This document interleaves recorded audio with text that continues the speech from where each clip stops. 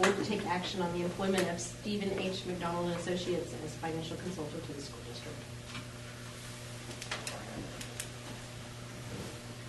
Basically, it's part of the package when you do bond issues that you have a financial consultant. And these guys are pretty known throughout the state for their preliminary work and bonds, and then their follow-up work through bond issues. I've used them before, and been proud of the work they've done with us. And I think Cherokee Public Schools have even used them in the past, and have a pretty good background with them. So I'll introduce you to Matt, and Matt, I'm going to recognize a few faces. Your last name, Reichert. And it is a little harder than Ellis. You're right. We can't all have a nice, easy one to say. But anyway, if you want to say anything about you all or anything to the new people. We've been lucky enough to work with you guys several times. I've been here for about 10 years. Seems like you caught on the end of the last one, Corey. Correct me if I'm wrong. Right. Myers did a little bit. You did a little bit. Mm-hmm. Had worked with Mr. Pebsworth before, Mr. Miller before. I'm trying to go through in my head real quick different names in the office as the bonds were coming on or going off. I know Olin Treadway, a gentleman that has since retired from us, did y'all's bonds prior to that, but I've been fortunate enough to be working with you guys since approximately 2003. I think it's the first year that I got this handed off from Olin to be in my part of the state, and I've enjoyed it. I think we've had very positive things going from the past, going into the future, and hope to work with you on this issue as well in the future. I'll answer any questions you've got if you have any of me. You might explain what your role actually is to them. How long we got? I'm here all night, so. She's got the egg timer. Judy's got the egg timer. Yeah. She might be able to quote this. She's heard this a time or two. There's a lot of work done behind the scenes that you all haven't had to be put to sleep with, if you will, going back and forth between stuff that Corey has had, questions of the architect on what are numbers, what can we develop, what can we work up, and we work up those numbers behind the scenes. Hey, if we do this much for this long, what can we do? You know, if we do this much for a certain percentage, what can we do so that we have stuff for you all to present, whether it be to you or to the public on here's what we're doing and where the numbers come into play. We take care of all of the crossing of the T's, dotting of the I's of things associated with your bond issue. It's numerous amounts of paperwork, and every time we have people look at the Paperwork Reduction Act, it adds about 3 pieces of paper to a bond transcript. They're now up to about 125 pages or so of documents that go back and forth to different offices, from obviously things the board works on, the notices, the agendas, the resolutions for board-related items, the election board secretary, the county clerk, county treasurer, district attorney's office, State Department of Education, district treasurer, etc., have different pieces of paper you sign off on related to a bond issue. From what's the valuation of our county, to are all the meetings, did they have the notice given, was the agenda posted, things like that, to the court clerk signing off on a page saying, hey, no one filed a grievance against the election, and here is this certain date. The DA saying, yes, I agree with what the court clerk signed. Secretary of State's office preparing documentation. It might seem silly, but it says, looking at Corey's signature down there, that's a copy of Corey's signature, but this is a real certified copy of Corey's signature, so it can be on the bonds, et cetera, out there, and send that paperwork to the appropriate party so that essentially when we have meetings related to this, Corey has to make sure that we get at least a quorum here and we get you through the rest of it. Now, I know that's a big, gross oversimplification, but it's supposed to be easy on you guys. As turnkey as possible for us to take care of the paperwork, to send everything to the appropriate parties to come in for you. I happen to bring a folder. Not that I expect anyone to be overly excited by it, but it may be easier to say this folder is what goes into a bond issue, minus the paperwork thrown away because it was dollars that we didn't go with or maturities that we didn't go with. so that you can prove to anyone who would want to know that this is the legal transcript of proceedings of our bond issue. It goes through showing everyone, if they say, how do we know that's a legal security? Here's the proof. It's got everything from the legal articles that ran in the newspaper to a copy of the actual ballot. If y'all remember what it looked like when you voted on it, how you filled it in, etc., all the way through to the closing and the delivery of funds to, I believe it was Farmers Exchange Bank at that time, which may still be, don't know, but talking you through the turnkey of, you started coming up with an idea for a bond issue. Here's what you can vote to meet your parameters. Here's how we can construct the project language to make everything, again, crossing the T's and dotting the I's so that you all can get your projects accomplished. I hope that was a short enough answer, Corey. All right. Nice to meet you. Nice to meet This is you. Matt. Matt? I'm Melissa. Melissa, nice to meet you. And anything else, Corey, we want to throw on, I will always take.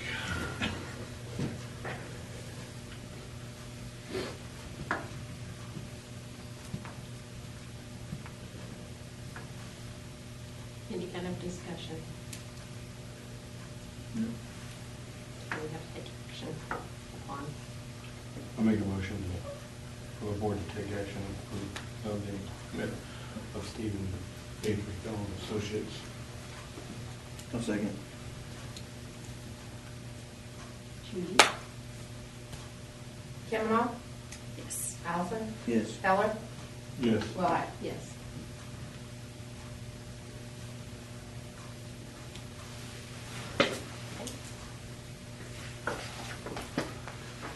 Board to consider and take action on separate resolutions authorizing the calling and holding of a special election to be held in this school district to authorize the issuance of general obligation bonds.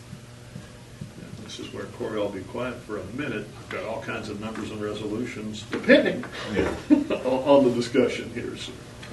Basically, what my role was from the last time we did this, which was last week. Seems like a month ago almost, doesn't it? But I had to get, finalize some of these numbers and then ultimately make some decisions of what was priority and what probably would sit back till the next time. And of course, when I talked to y'all, it was pretty much, a discussion on a capital improvement plan, really. So, if we tackled some issues and not others, we knew what direction to go the next time something became available. We also talked a little bit about the time is now with the growth of the school district. And I'm not talking about kids per se, but I'm just talking about things happening in the school district that now is the perfect time to tackle some of these big projects. And I also reminded you all that, a lot of the big projects that we've done in the past, we've kept in excellent shape, and it's been over 30 years ago since we've done, big projects. And the big project I'm talking about right off the bat is high school. Of course, fire helped with that, and we got insurance. But I'm telling you right now, if school burnt down right now, or we had to build a new gym, we would build the same facility for the price that we paid for them. Before that, the big bond issue was the auditorium cafeteria, and that was in '74. So you're looking at things that are 30 and 40 years old. Really, the taxpayers and the patrons and the administration and school employees all took good care of. But it's also now is the time to think about the next 30 years. And, really, in the grand scheme of things, thinking in the next 15 years how we can accomplish all the big things that can help us get to where we need to be at in those next 30 years and whatnot. So part of that is looking at the past, and part of it's looking at the future. And some of these topics on the bond issue that were looked at were things that need to be looked at, like the auditorium. There's some disrepair there that needs to be addressed. Again, it was built in '74. There's things in the gym that could be addressed, but there might be ways to tackle that without the bond issue. The track, as well as I do, that we had a promise to the patrons and community before, and we weren't able to fulfill it. So ultimately, the track's probably the number one goal. And of course, the elementary school remodeling and whatnot. You know, there has been things in the past that we've done in the last 3 years to kind of dress it up to not look like a battleship, so to speak. But, you know, it's time to make it more kid-friendly and educationally friendly instead of generic and sterile like it does, which was popular in the 60s probably. You know, and then there's some things that are safety issues, and I'm not talking like safety that you see on the news, like that is addressed all the time. I'm talking about just generic safety issues about kids crossing the street or traffic patterns or things like that that need to be addressed, and some of those things were addressed in this. So, you know, out of the original 1, 2, 3, 4, 5, 6, 7. Basically, I had to look within all 7 of those and decide through the plan, because I'm telling you, ever since this whole idea developed and more people got involved, there was more things added to the plate. I mean, just, can we do this? Can we do that? And part of the thought process was, A, if we manage our money through this process, some of these things can be added on to through the process. B, there are options that we probably weren't really aware of in previous things, and of course they can help us on those type of things, which are low interest lease type things, called QTAB bonds, which are not really a bond, they're a lease purchase type thing. Another option is, you know, for 3 years we've tried to have a tract fund, and we've raised money, but now would be an excellent time to go after that as well. And we also have contributors towards snag barn at this time, and that would be a time to add to that. So if any monies additionally could be raised for that, would be monies we could put elsewhere, is the thinking. So initially what I had to look at was a whole gamut of things, and ultimately presented things that would cut costs in some areas. And when you cut costs in some areas, it helps you out by cutting costs of architect fees and all these other fees and different things like that, so we could get more in other places. So basically what we looked at was, you know, a track and field sports complex. And, you know, the total cost would be $1,440,000. Baseball, softball complex, $830,000. Originally, on the track and sports complex, there was nothing added or taking off from the original deal. The baseball, softball complex, we took some things off there that like covered backstops and all these, you know, luxury type things that we probably really didn't need. Not even bleachers, really. We got a set of bleachers that we can move in there now. So those kind of things were dropped out of there. Elementary school renovation, we dropped several things on that. It was originally up there quite a bit, and we dropped it down to $775,000. And we took some things out of there, such as furniture needs, some of the HVAC upgrades. Not necessarily need those. We're pretty much getting close to getting that all taken care of there. And you spend a lot of time and effort already on some flooring in the main area, but not in the classrooms. And there are some classrooms that need to be addressed in there. Furniture, you know, what I'm thinking about furniture is more like technology with like active boards, things like that. And then the renovation of the gymnasium back there. I don't know if you've been back there in a while, but there's holes in all the, you know, insulation that's showing, and the paneling needs to be addressed. And of course, really renovating a library space. Next time you're at the elementary, walk into that library and see what's happening in there. you got probably as many volumes as you got in this high school over there, but it's all compacted in this space right here, and you even have a checkout area and whatever all in that space, and it's not really conducive. It's in the old kitchen, but we just don't have space over there. And one thing I did drop out of the elementary that was originally on there was 2 additional classrooms and office spaces that jacked the price way over $1.2 million. And then the last thing, well, not the last, but the next thing is auditorium renovation. And you're looking at lighting, flooring, painting, audio visual, and seating in that for $425,000. And then the vocational agriculture building, which is the barn, for $200,000.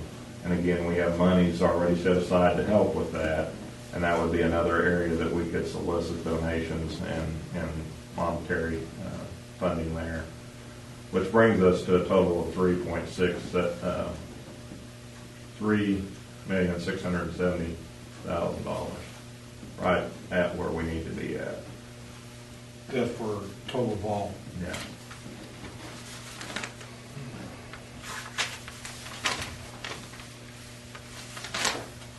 The safe room, practice gym safe room originally was $1.2 million, $96,000. Gymnasium was $243,000. And I'm being honest with you, I'm hoping that we can tackle the gymnasium through being efficient and manager approved with everything else. Once we close out the bond issue for what the intended purpose is, we can come back with a resolution saying we've fulfilled our duties as a board to the bond issue, and we can spend that money towards other things. Okay. And we do have a little bit of money left in a previous bond issue still, remember. $20,000. How much? $20,000. I can tell you next week at the next board meeting exactly what those funds, what we got in it to you.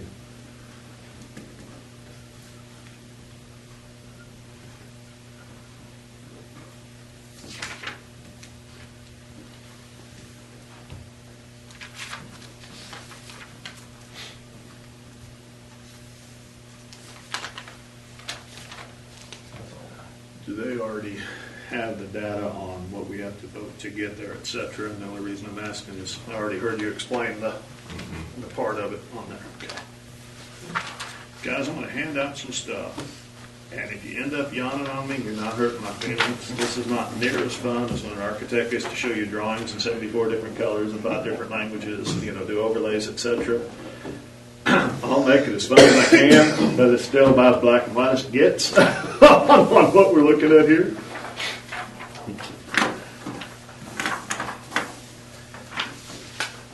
You have exactly what I have, so I'm going to throw you this big copy. Oh, okay. But in an effort of saving about 10 pages of handout, I gave you the one with everything, and then shortened it to the highlights, where that is the theory for everybody else. Guys, the front page simply shows the last 26-year history of your tax base. If you're ever quizzed on it, the district's tax base is referred to as your net assessed valuation. Real fancy language to say all the taxable property within your school district minus whatever homestead exemptions are, meaning if someone actually lives in that house, they can file for different exemptions. Sometimes it's one, sometimes it's a double, sometimes it's up to a triple homestead exemption. It's a fancy way of saying each one you're able to get takes $1,000 off the assessed value of your property, not what you'd sell it for, etc., but what the assessed value is. They subtract that back out, and then that determines what your net assessed valuation is. You see it often in that's what determines how much your operating capital is and building fund, etc. each year.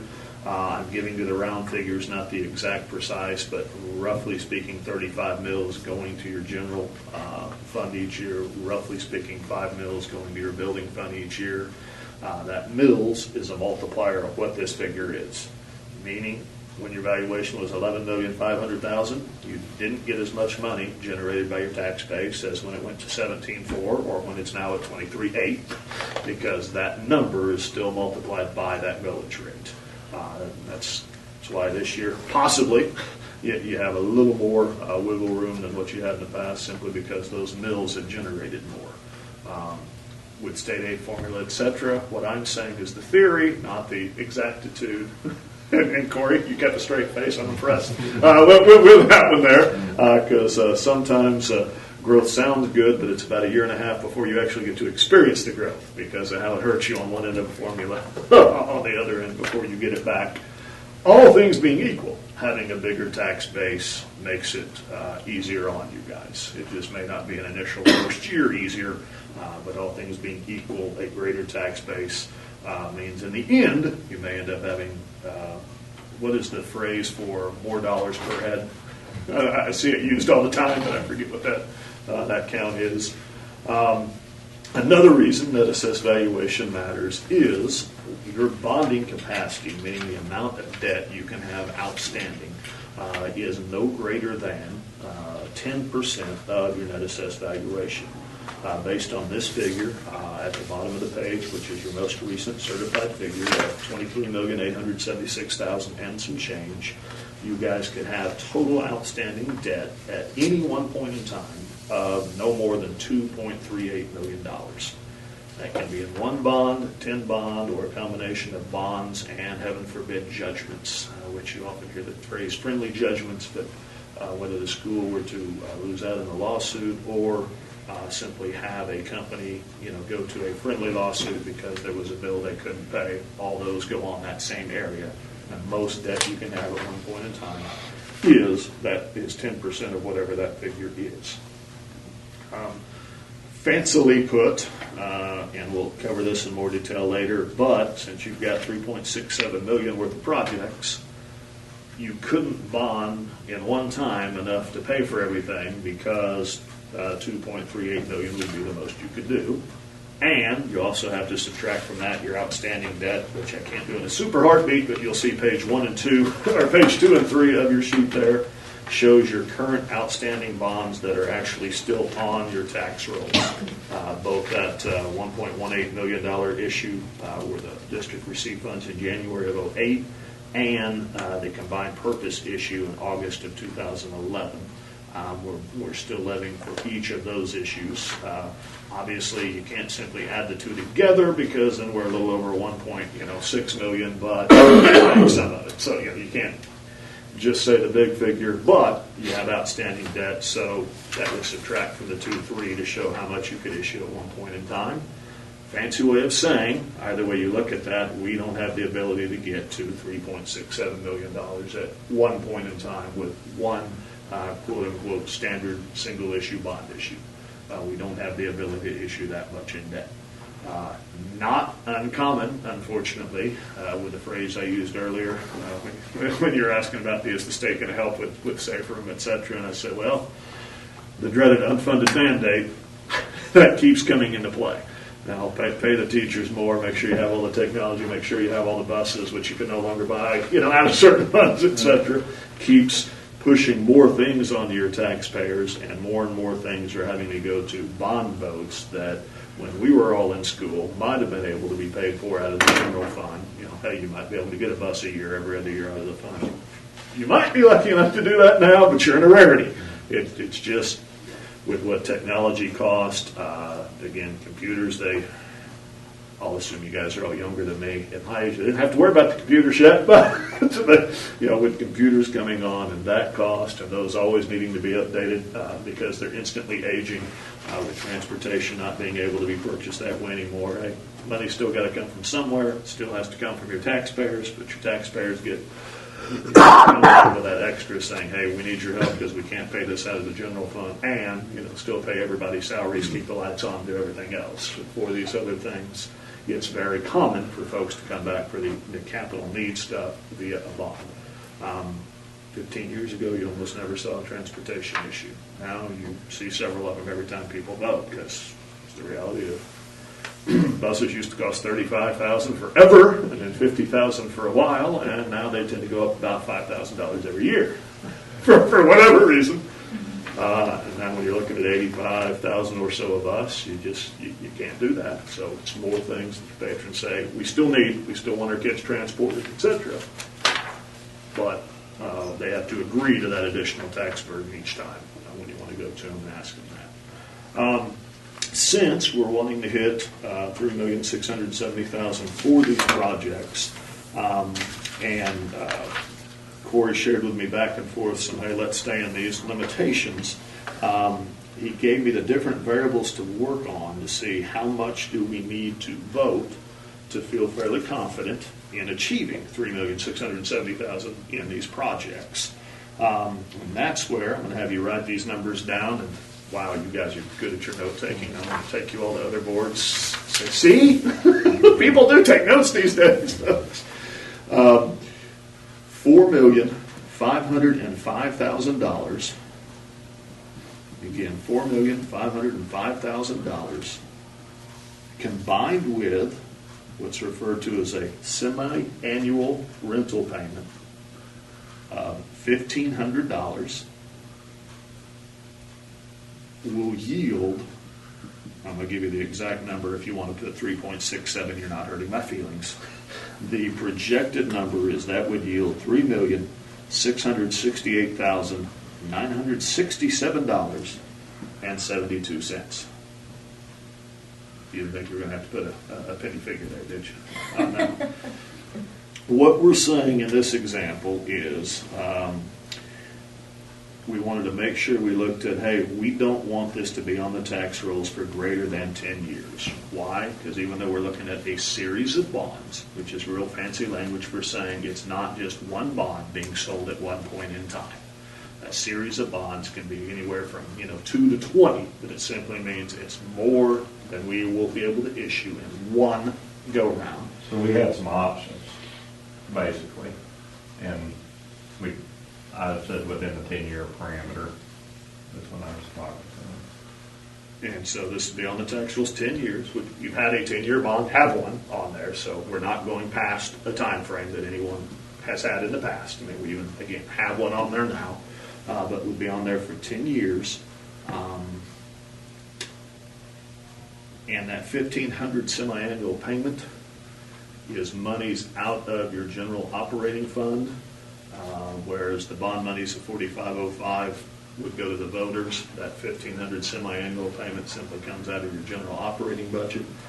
That is what's called the rental payment, because you are over the course of 10 years, technically speaking over the course of 8 years, but it's on the tax rolls 10, so I'm trying to not confuse us there. But over the course of an 8-year period, you would be purchasing the building outright every time you sold a future series of bonds. The $1,500 says we don't own it yet, so this is the rent so that we can utilize the building that we're buying back at this point in time.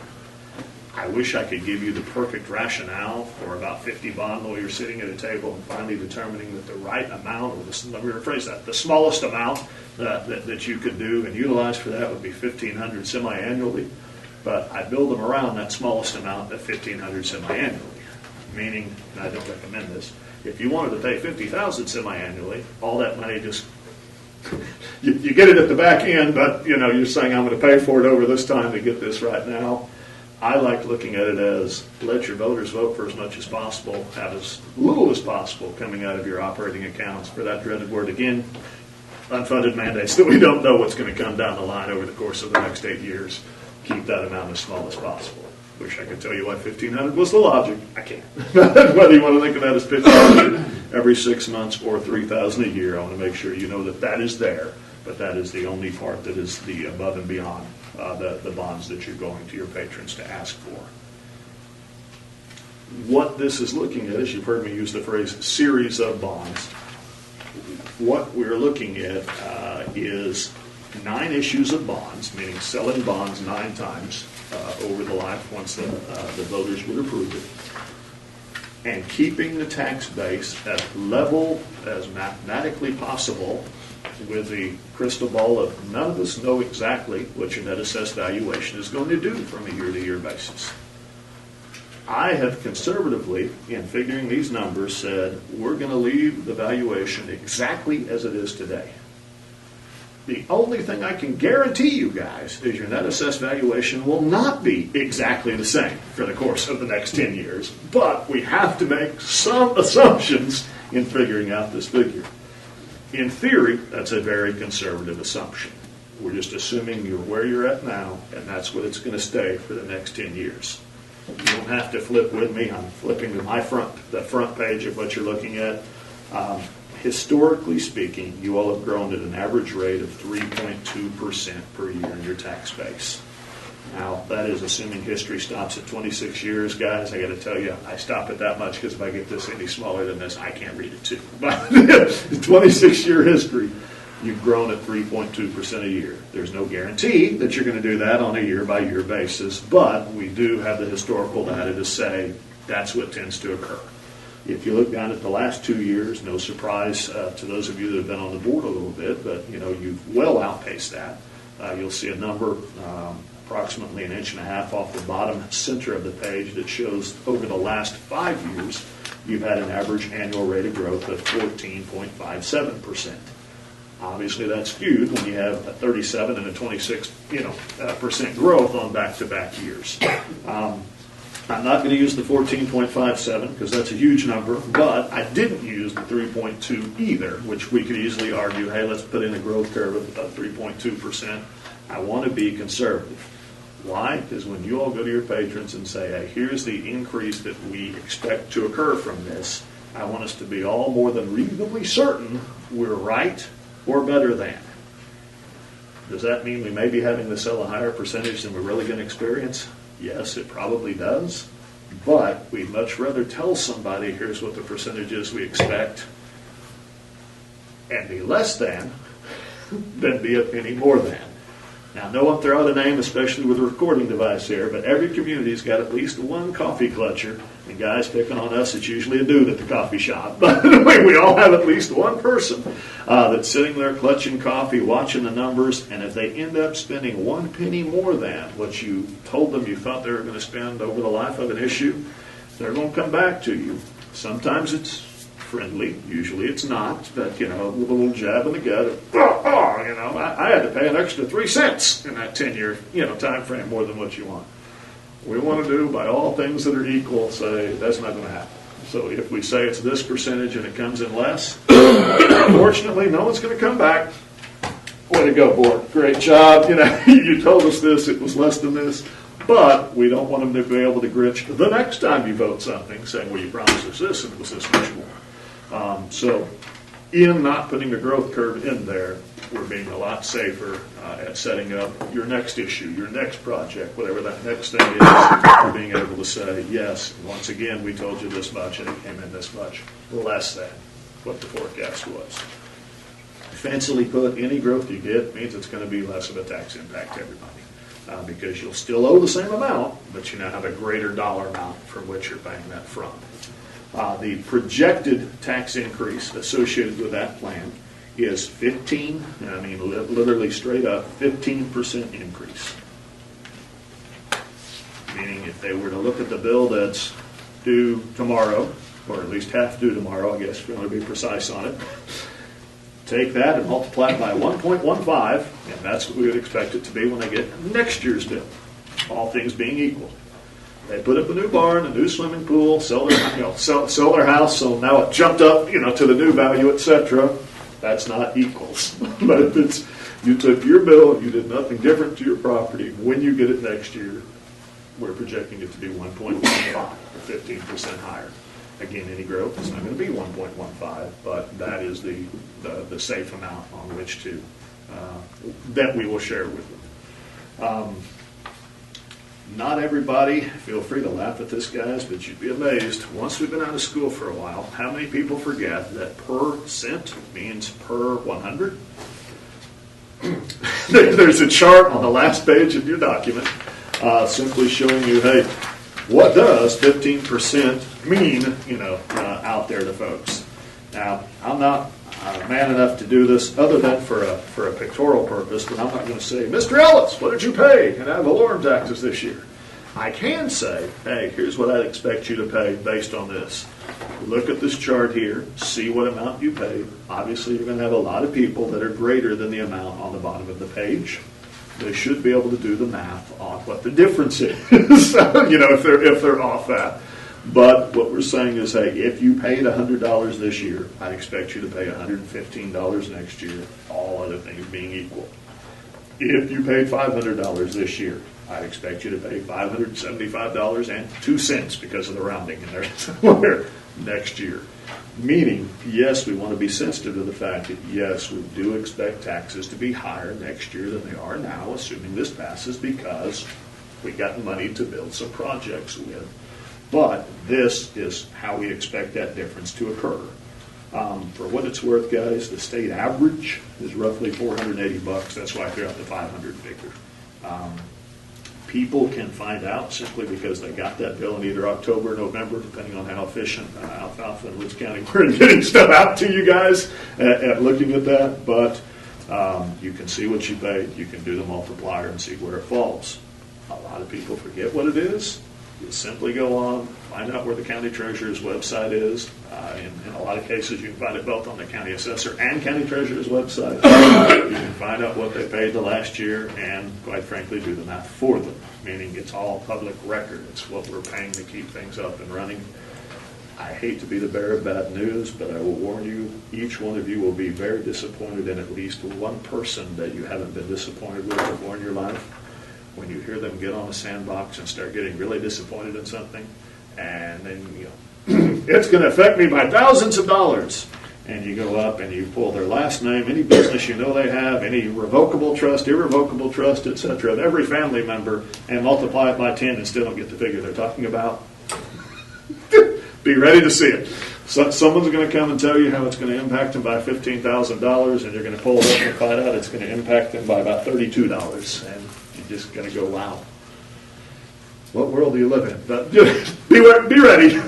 But you can find it out, meaning if someone doesn't know what they paid, it's public record, you can find out in theory, in helping them out, explaining what it is, seeing what the number is.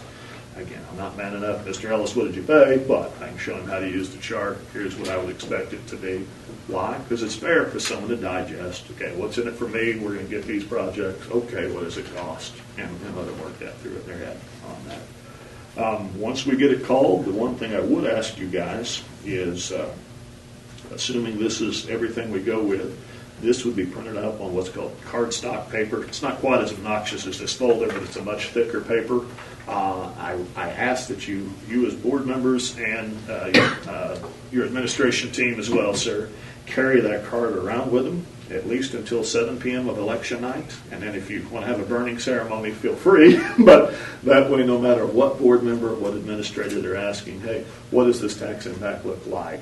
We're all able to provide the same data. It simply shows you did your due diligence, everyone was given the same information, and we're all willing to explain that. Why do I throw that out there? Because inevitably, you're going to have a negative person that is wanting you to say the dreaded phrase, I'm not certain. Why don't you call Mr. Ellis on that? And that's what they're looking for. Then they can have the inmates are running the asylum argument, and they go crazy with it. So please, take the time, have the card on you. Some people get asked 10 times a day. Some people get asked once during the whole issue. But if you've got that card, whether it's wallet, purse, glove compartment, somewhere fairly handy to share with those that feel good enough to ask you as an individual what it is, to be able to show them the same thing. Doesn't mean they have to like it. But if they ask 3 of you and get the same answer, then you know what? We do know what we're talking about. We do feel confident. We are on the same page. We know what's going on. That's what I ask in the carrying around of that card. What's going to sell it? What the projects are. How it's going to benefit how the kids get to utilize it, how it's going to benefit things. As Mr. Ellis said, and here's some 30 and 40-year-old buildings and how well we've kept them up over time, and how we're going to continue to do things, some even wiser to come up with some other avenues. Meaning we haven't overtaxed you for what we've got, and we've taken care of what we've gotten. You all know a bunch of communities within a 35-minute drive or so that can't say that, so use it. We've kept track of it. But hey, it's time to come again. for some bigger projects. And yes, a price tag is going to come with these bigger projects. It's perfectly fine and easily defensible from you all's point of view. I mean, you all have taken care of this stuff. We're not driving around with a building with 74 trash cans every time it rains. I mean, we all had some because roofs leak, but we don't go up and down a hall on a skateboard, dodging through the different things. Be proud of it. Not everyone can say that. The reason we would be voting $4,505,000 and have that semi-annual payment to hit that amount, guys, is because we don't have all the cash up front. What I'm going to call the schedule of values, which is a real fancy wording for the architect thinks it's going to cost this of $3,670,000, is if you could write the check today, or what I'm going to call the cash price of these is projected to be $3,670,000. If you had a valuation of over $36,700,000 and or didn't already have debt, then you could do a one-time bond for $3,670,000 and have the ability to say my cash price matches my bond price. That works when we have the smaller projects, like the $445,000 combined purpose we did for a few buses, etc. That does not work when we're really building different items. Why?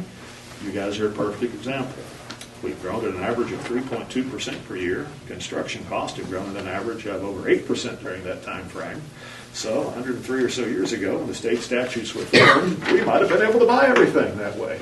But as the costs have gone like this and our value has gone like this, it means our purchasing power has gone out the window. And it's actually more of a skew like that. Our purchasing power has gone out the window.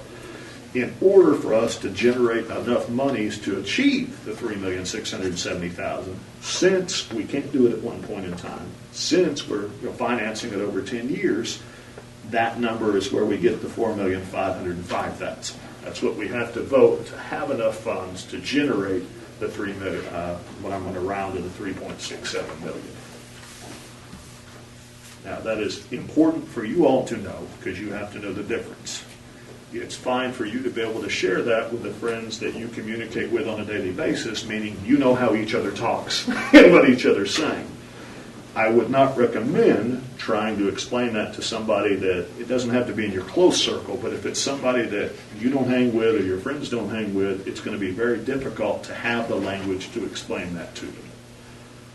To be blunt, it's tough to teach municipal finance 6102 to somebody if they didn't have municipal finance 5800, 4800, 3700, etc. out there. You all are getting it from, I'm not trying to pat myself on the back, but I've done this about 250 times. I hope, even though it's long-winded, I'm able to draw the picture for you guys who see how the school finance works and what you're able to do, etc., to get a fairly good picture of what we're doing. But I'm not crazy enough to think I'm doing such a great job you can go train everybody what it is that you're doing.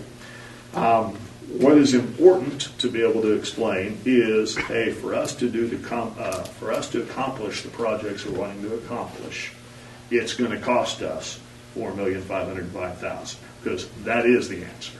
Yes, a cash price is projected to be $3,670,000, but it's impossible for you, without Boone Pickens or somebody of that nature writing you a check, to achieve such a figure. So what it's really costing you is what it's going to cost you over the time to do it. I know it's easy to round that to $4.5 million. It's up to you whether you do or not. I will tell you that same guy clutching coffee is going to catch you on saying $4.5 million instead of $4.505 million. No, I don't think $5,000 is a joke, but overall the scope, if someone's going to gritch about that last $5, okay, you're right, 4.505 is the figure we're looking at to achieve that amount. The way you're able to get all of the monies up front, meaning to get that 3.67, since you can't do it in one bond, through the series of bonds, is by having a public authority assist you by issuing what's called revenue bonds to come up with the total amount you have up front.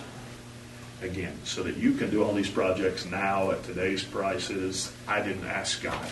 13 to 15 months, best guess once you get started on that, but able to get it all done at once rather than picking up 1/8 here, and now I'm a quarter done, and now I've done 3/8, et cetera, over time, and trying to keep up with prices escalating and, projects in mid-frame, but to be able to do it all at once is simply to have a public authority, public trust authority issue revenue bonds for your benefit so that you can have all those monies up front. It's why you would have to vote 4505 to achieve that figure.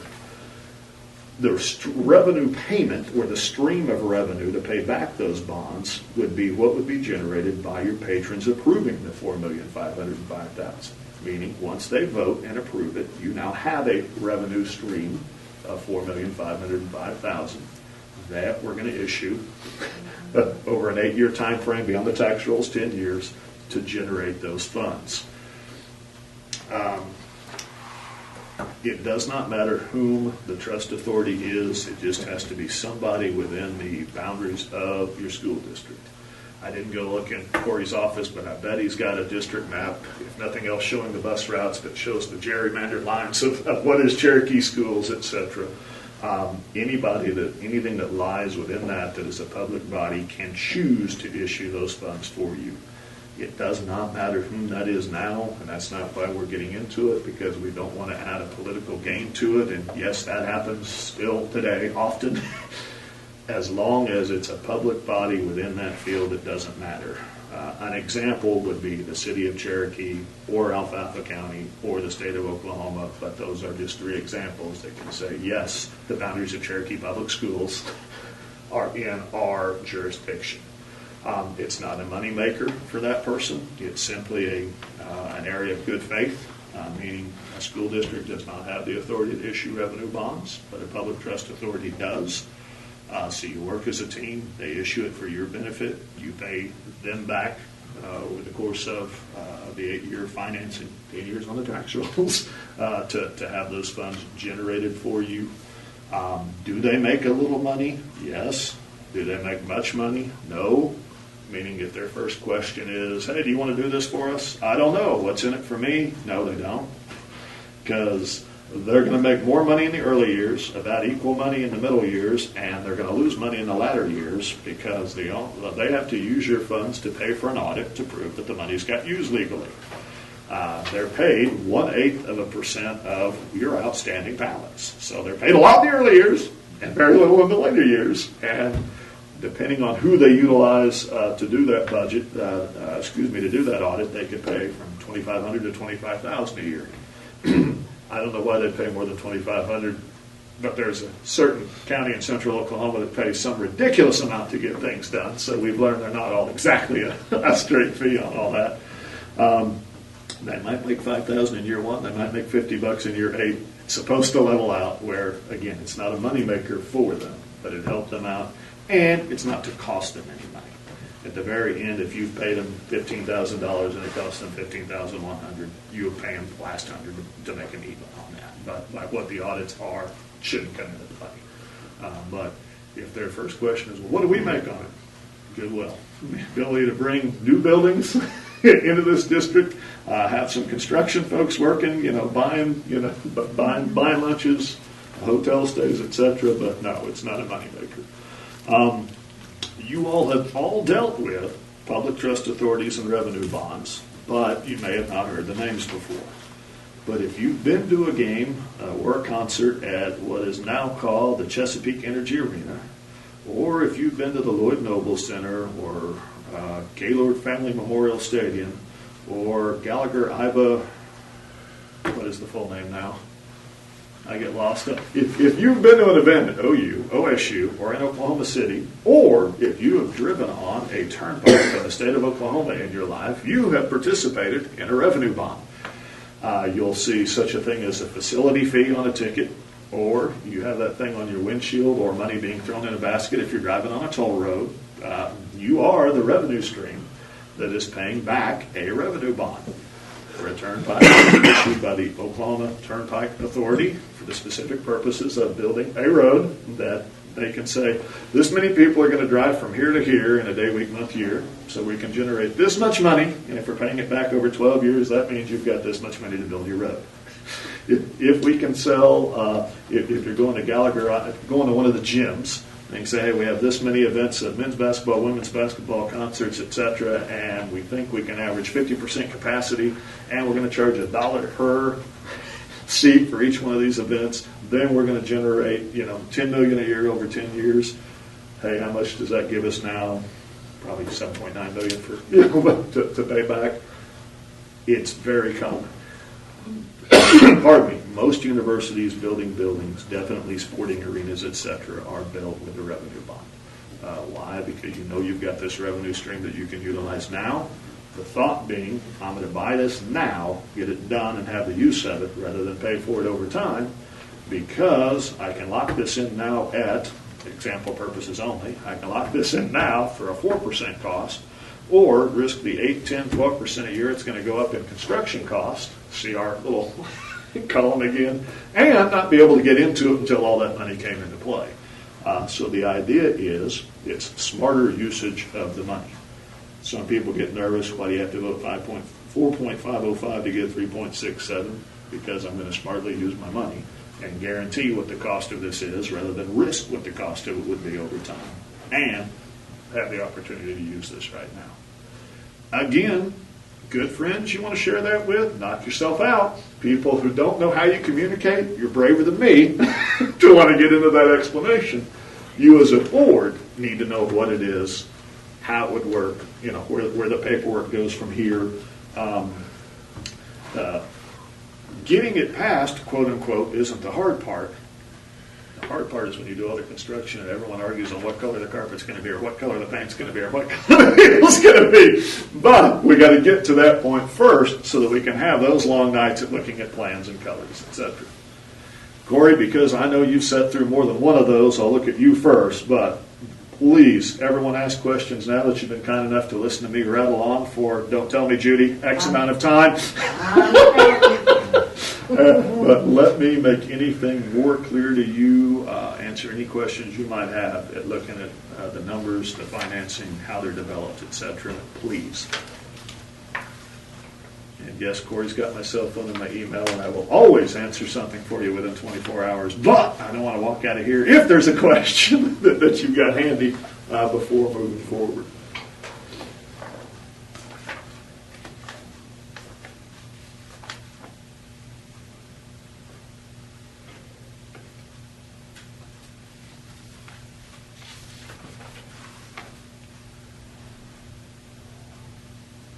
So you feel the 1.15 is a pretty good projected base? I mean, that's what you're saying over the next 10 years?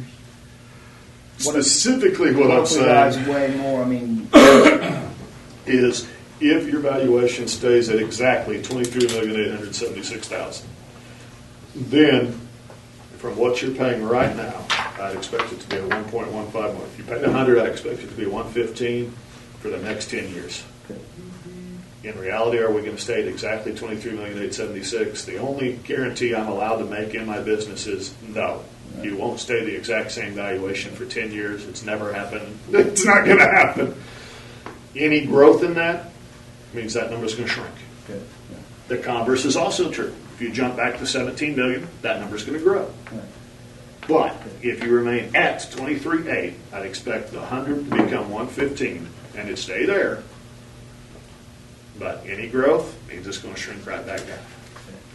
If you keep that average of 3.2% per year, instead of getting 15%, it may be 14.1, right. Which the next year may be 13 even, which may be 11.7. Meaning you'll go up and then you'll actually slowly go down. But if we remain exactly the same, taxes would remain level. Okay. I like planning it that way instead of them jumping around to give folks a true, hey, here's a benchmark. Right. And that's what we're going to utilize. I am not saying you are doing this. I am not saying I've even heard of you all pondering doing this. Please understand. Right. A general rule is I set that, we don't hit the 15%, we hit 13.7 or whatever. About 3 years in, you're either down to 10%, if you wanted to look at it from a basis, or you have another smaller need that you want to go back up to that benchmark. meaning not go above it, but hey, your patrons agreed to pay this amount, you've dropped down a minute. It's very common several years in, 3 or 4 years in, to come back and vote a small bond to go back to that benchmark. What does that tend to be? Computers and buses. Hey, we're voting another, $300,000 for this to come right back to the amount you originally agreed to, but we've come away with that because of the growth. And it's for 2 reasons. It's because of the growth in the valuations and another conservative figures. I built in a rate on the bonds of 1.7%. We sell these today at lunch. It's going to be less than half that. Call it a 0.85. See my same argument. I want you to be able to look at that person that's being a hard backside and say, we never hit what we told you. We only came up to here. But it's very common to utilize that over the life of the issue, in this case 10 years on the tax rolls, as your benchmark. And if you come back in year 4 and year 8 and have bus, computer, whatever needs, smaller project needs, unless you have a huge jump, all things off, but if you just keep a standard growth curve, that's some small issues there to bring it back to that tax level is not uncommon at all. It's not uncommon at all for folks to get another wind tower, another processing plant or something like that in there that jumps it big. And I'm not saying do as big of a project, but hey, we got to re-roof the district, or hey, we needed to build this is my phrase, not Corey's, even though I think y'all mentioned it, but a PE gym or a practice gym or something that's not as fancy as far as all the cost would go. If you get a big jump, that's not uncommon for that to occur during the life of one of the series of bonds. Sometimes people come and ask for a second tax impact, but that's a lot more rare. If you're in a school district, if all of a sudden you all start growing your head count and can't keep up on classroom space, that is when, hey, I've got to come back and ask for even more on top of that comes into play. But we can all name those few districts that have that. Just one off the top of the cuff was over the last, not this year, but the 7 previous years, Elgin was getting 115 to 125 new kids a year. And even with building projects going on, they couldn't keep up. With the fact that they're getting 10 new kids a grade level and having to put that on there, and they had to come back and ask for 2. I mean, they went up like 12% and then 5 and 5 or something like that. But the point being, they had to come back and ask for over and above because guys don't have a place to put them. We're building what we can. Or somebody at Chickasha had to do it because they went about 60 years without a bond. And if you're part of the old Fram oil filter commercial, pay me now or pay me later hit. So they needed everything new right now and got as much as they could. And then about 4 years later, were able to do some more. And 4 years later, able later to do some more, but it was because they had done nothing for so long. These are their quotes, not mine, so these aren't secrets. They tell you this, But usually, it's, hey, we've got a few small needs we'll come back and ask for during that time, but big items don't tend to occur. But in answer to your question, will it stay at 1.15? If the valuation stays exactly there. And if we pay twice what the rate is on going rate on bonds, you'll stay exactly there.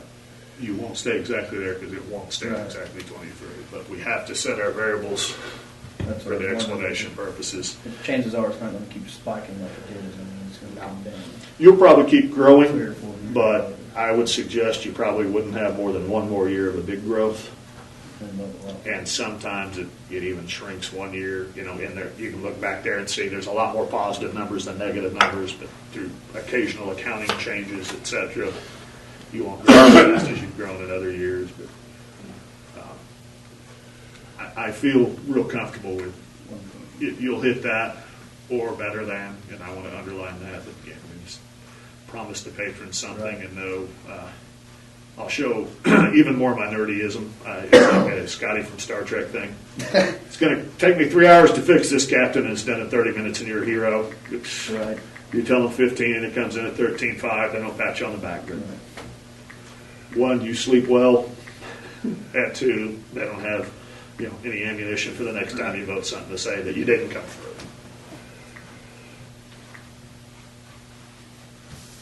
And again, sorry guys for telling you how to build a watch, not what time it is. But when I leave, I want all this floating around in your head to be able to answer what may seem to be the most bizarre question out of left field. But then you go, you know what, I actually have heard that. And here's the answer to that.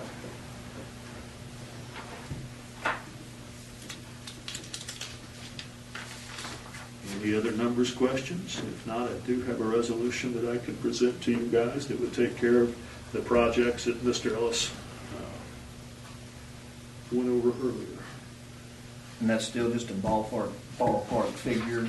I mean, if there is more money coming for donations and stuff, that money can go elsewhere to other projects. We'd have to do change orders and different things like that once we get the ball rolling, but yeah. This is just to get her going. Yeah. And these are an architect's best guess on other projects that they did similar. Now, he did, and I'm telling you all, I told him, I said, we want to be as conservative on this as possible. I don't know how many times I've said that. And I said, so plan on areas, and I'm telling you right off the bat, these new lights, I've gotten several quotes, and the quotes I've gotten, there's $100,000 built in there. Not that it won't cost us, because we might hit something over there, and we might have to do something or whatever, but we are well in line here with, giving us a little cushion to make sure this happens. And Scott doesn't have a crystal ball either, but Nobody can. as Corey's saying, it's a very educated statement, and based on what he's done before, in similar projects. Now, we could sit there and say, hey, we want grade A, quality 1 stuff on everything we do, and it's going to jack the prices up on, everything. But, at some point, we are going to have to make decisions when the bids come in and say, is this something we really want here, or do we really want over here, and things like that. But that's when that time comes, not now. just to give supporting evidence to him, yeah, it's not a crystal ball. He's going to do, because you pick any of the 5 main architects that do things in schools, and I shouldn't just say schools, but pick any of the 10 main that do schools, jails, courthouses, etc. But they understand the red hospitals. Right. They understand the red tape of the public type buildings. Well, They can't guarantee how many earthquakes, etc. Right. coming in, but they know here's the standard things we run into. Right. We need to bump this by a little bit should that happen. Sorry to. That's all right. Let me add what I just found out from last board meeting. The original bond issue on the track that we had, they were going to use the same track, meaning that technically they were going to have to shrink the track this way and make the curves tighter, more of an angle, and the straightaways longer. So it wouldn't have been a contemporary traditional track. It would have just been a track to fit what's going on in that area. We want a real track, that the kids are going to be able to compete on from here and go to Watonga, or here and go to, where are they? Albert. Huh? Carl Albert. Yeah, Carl Albert. I was thinking of Star Spencer for a second, but it has to be the same, Right. really. And ultimately, our goal is on all the sports is to get people to come here to play ball, Right. or run track, or keep gate, or whatever. And that's the ultimate goal with all that. So, anyway, go ahead with the resolution. This is going to be even more dry and boring than the numbers. Snoring is forgivable. The reason this is so dry and boring, guys, is every time you sell bonds going into the future on this issue, you have to use the bonds to acquire something. And by acquire, that means you now own it in whole. So it's not as easy as we're going to sell, 8 different bonds over the life. Again, I can't simply put, we're going to get 1/8 of all these projects and then another 1/8. We're doing that, but we legally have to say what that 1/8 is. So you're going to hear exciting things like electrical fixtures, toilet partitions, all kinds of things that go into a building project, because there is literally a UCC Form 1, meaning transfer of property as you use your revenue, as you use your bonds to make that payment on the revenue bond, you now gain title to whatever these items were. And that's how you're able to use those bonds to acquire it, is you're transferring title via this form. Here's what we've gotten. But your resolution has that dry and boring stuff so that you know what you're acquiring. So bear with me as you hear this.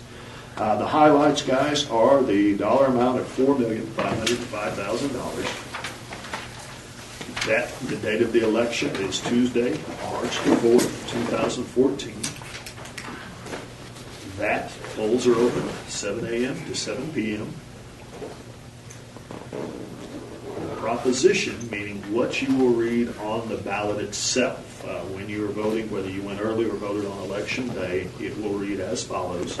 Shall Independent School District number 46 of Alfalfa County, Oklahoma incur an indebtedness by issuing its bonds in the sum of $4,505,000 to be issued in series to provide funds for the purpose of constructing, equipping, repairing, and remodeling school buildings, acquiring school furniture, fixtures, and equipment, and acquiring and improving school sites, and levy and collect an annual tax in addition to all other taxes upon all the taxable property in such district, sufficient to pay the interest on such bonds as it falls due, and also to constitute a sinking fund for the payment of the principal thereof when due, said bonds to bear interest not to exceed the rate of 10% per annum, payable semi-annually, and to become due serially within 5 years from their date.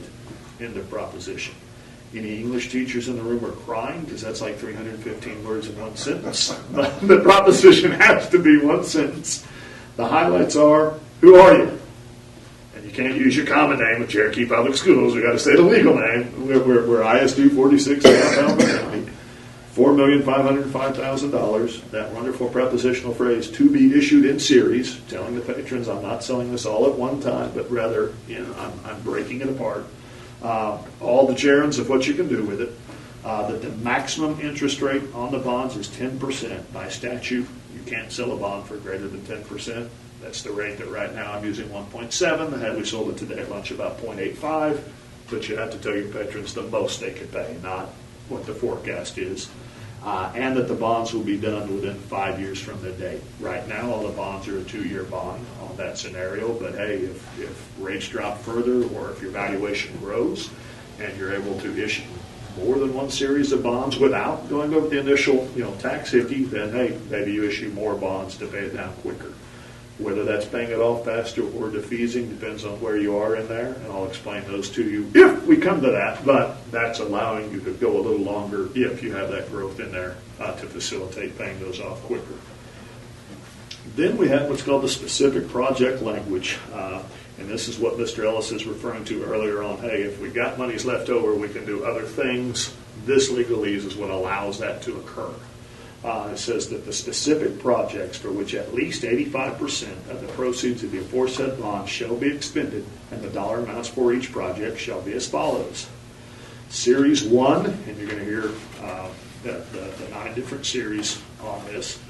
Series 1 is construct, furnish, equip, and or acquire a track and field sports complex to include but not be limited to general requirements and site work, $310,000. And construct, furnish, equip, and or acquire a baseball, softball complex to include but not be limited to general requirements and site work, $220,000. Add those two together and you get the first bond amount of $530,000. Series 2, construct, furnish, equip, and or acquire renovations at the elementary school to include but not be limited to general requirements, site work, concrete, structural steel, doors, and windows, $385,000, which is the Series 2 amount.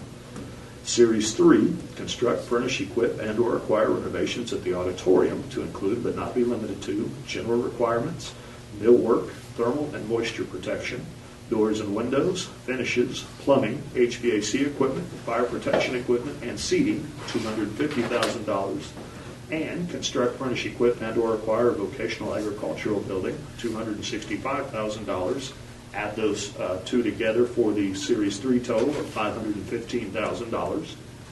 Series 4, construct, furnish, equip, and or acquire renovations at the elementary school to include but not be limited to canopies, masonry, millwork, thermal and moisture protection, and plumbing, $215,000.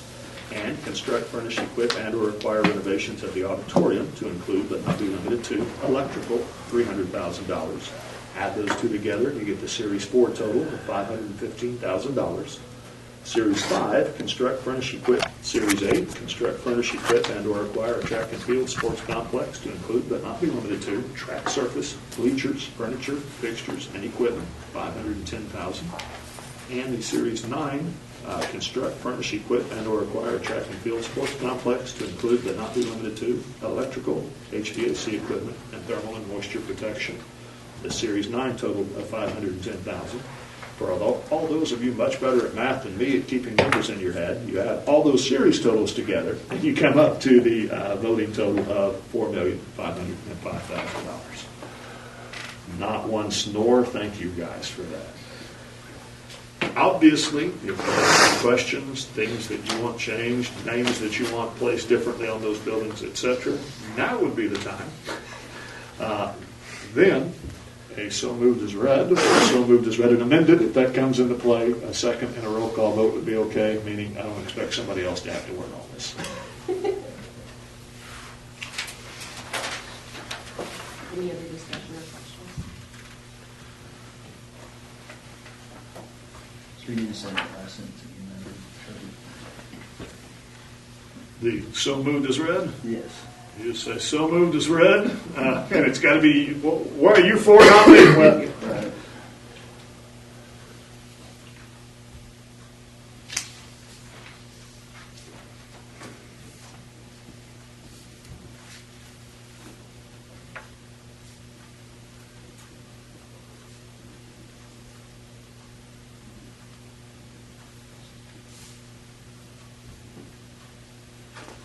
while they're pondering that, Corey, I'm going to test your memory. When you all filed your stuff for your board election, did you have any zero voter precincts that you closed or anything like that? Mhm. Okay. My strong recommendation is we fill out the form to do the same thing this time. It's not the same election, but I mean, you've already done that. Why pay $250 to have a side election? No one can vote there. I would say we want to include that in the resolution, so it would, TJ would change it to, as read and amended, Okay. Right. simply so that I could give Corey the forms. I'll leave him two forms, meaning you have to do it by county. I don't know if Woods County had them or Alfalfa County had them or both had them, but that way you'll have the form to do the same thing as you did for that one.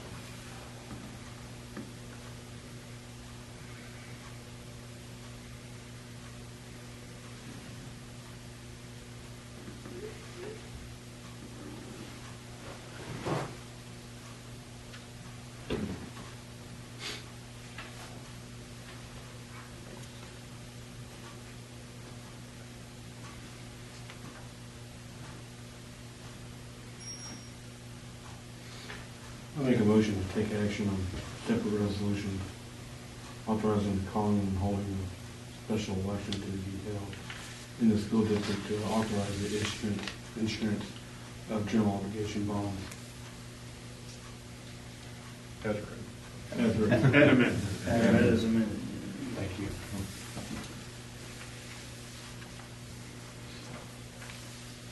Do you have a second? I'll second. Judy? Pamela? Yes. Allison? Yes. Heller? Yes. Willhite? Yes. Are you Madam President or Madam Vice President, not knowing who this is? Us. Who is the clerk? Didn't you have to do this before? No? Okay. I have one signature I need from each of you, and about 5 minutes worth of signatures I'm going to need from the two of you. Feel free to adjourn, unless you want to, remember misery loves company and make everyone hang out while you do that additional signing. Or you two, I'm going to pass this form down next to your board office, which should be membered by all other things being equal. If you'll simply sign your name on, as I get backwards, this side, however you normally sign it. And in case your writing is that of me, print it nicely over here so that I can fill in the minutes correctly. And if we'll just pass that one around the table for me. Thank you.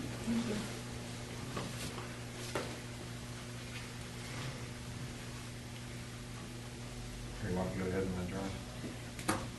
I make a motion to adjourn. I'm just saying, I expect one of these two to jump all over that, and they were nice and That was gonna quiet. be nice.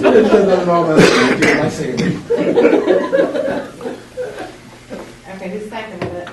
Missy. I'm on bring number later. Kaminoff? Yes. Allison? Yes. Heller? No. Heller? Yes. White? Yes. Time? 8:16. Thank you.